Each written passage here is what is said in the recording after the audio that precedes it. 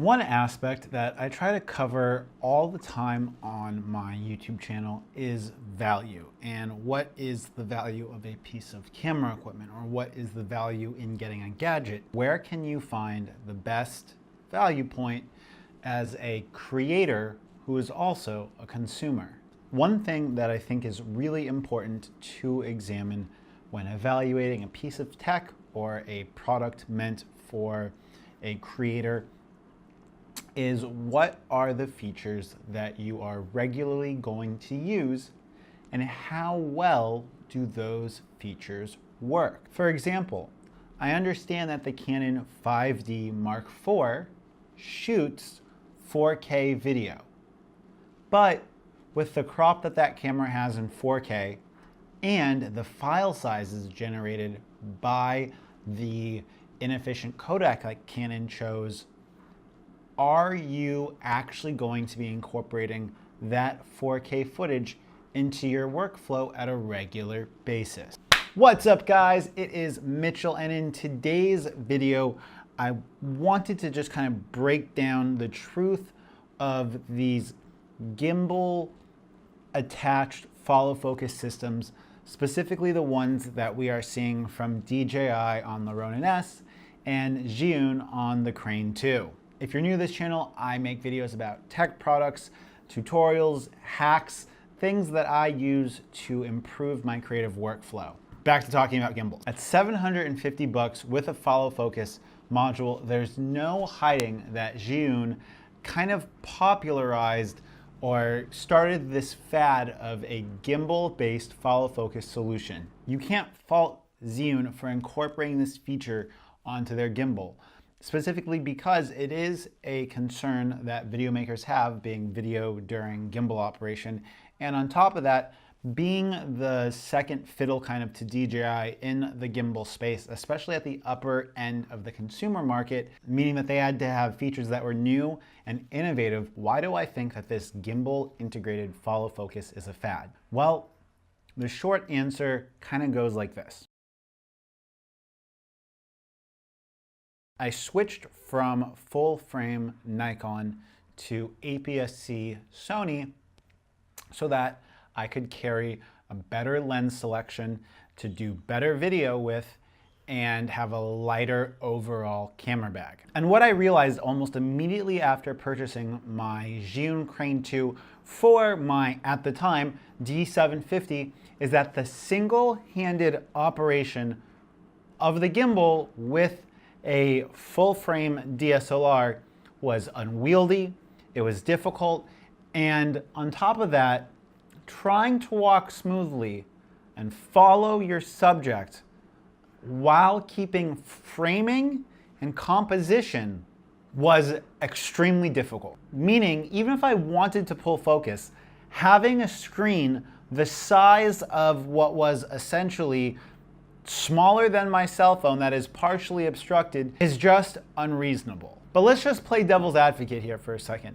Let's say you do have a Panasonic GH5S, which is compatible with DJI's inbuilt follow focus system. Most filmmakers with a GH5S or a GH5 based kit are using speed boosters, and on top of that, the GH5S doesn't have the greatest autofocus system. So it's completely conceivable to see a GH5 or a GH5S shooter using a speed booster and the Sigma 18-35 1.8 lens as their main setup. To expect that an individual could hold up the weight of a GH5 or GH5S and the Sigma 18-35 millimeter 1.8 lens and be able to have the one free hand to manipulate the focus on the GH5 for an extended period of time is kind of ridiculous. I'm gonna go ahead and put up on the screen the total weight of a kit like this, and if you want to do an experiment on your own, you could see how much that system would weigh for you. On the other hand, a system I am starting to see more people adopt would be something like a Sony a7 III or an a7S II, along with the Ronin Cine DS lenses that are the cinema lenses that Ronin makes, and using a full frame DSLR along with a prime lens like that on a Zhiyun Crane 2 with the follow focus wouldn't be a bad setup. But the idea that you're going to hold all the weight of that setup with one hand and use the other hand to pull focus while your screen is being blocked is a little ridiculous. Let's say you wanted to add a secondary monitor to that rig, and that's adding more weight that you're now expected to manage with one hand while you're pulling focus. On top of that, if the rig did get too heavy, you would want to use the dual handles, but once you're using the dual handle setup, it would be impossible to pull focus because the extra follow focus system that Zhiyun sells that connects via Bluetooth cannot be used with your thumb or any of your free appendages to go ahead and pull focus. I'd like to pause the video right now to go ahead and thank my sponsor, Backburn. If you're a creative professional in either photo or video, backing up your footage or photos is important. I unfortunately didn't discover Backburn until recently. I signed up with them before I reached out to them about becoming an affiliate of theirs because for $50 a year, they offer unlimited backup of your computer and all of your physical hard drive. If you want to know more about this, I've done YouTube videos about it, and I'll have a link in the description down below. Granted, it would be totally plausible to have a wireless transmitter for the video feed or to have a monitor set up on the dual handles and then have a separate assistant pulling focus while looking at that external monitor. But at that point, you're losing the single man run and gun aspect that makes so many of these filmmaking tools appealing.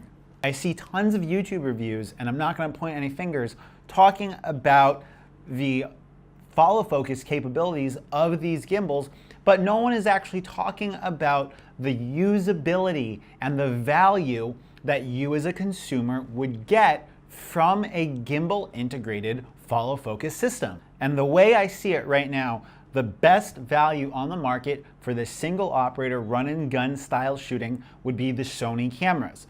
They have excellent video autofocus. They have great 4K video. The A7S III will probably have phenomenal low light, 4K 60, a bunch of other features. And if you want me to make another video talking about what I would like to see on the A7S III, comment down below. For a lot of the video holdouts out there, they're using the Canon line of cameras. Canon's got a great dual pixel autofocus system on their cameras, so having an external focus puller or having an external follow focus system isn't the most necessary thing. Likewise, a lot of the video shooters using the GH5 or the GH5S are more serious cinematographers and are more likely to either have a crew or have a team of people to help them pull focus. The reality is that if we remove the follow focus feature of all of these gimbals, I really don't see a reason for a run and gun semi-professional filmmaker or YouTuber to get a Ronin S or to get a Crane 2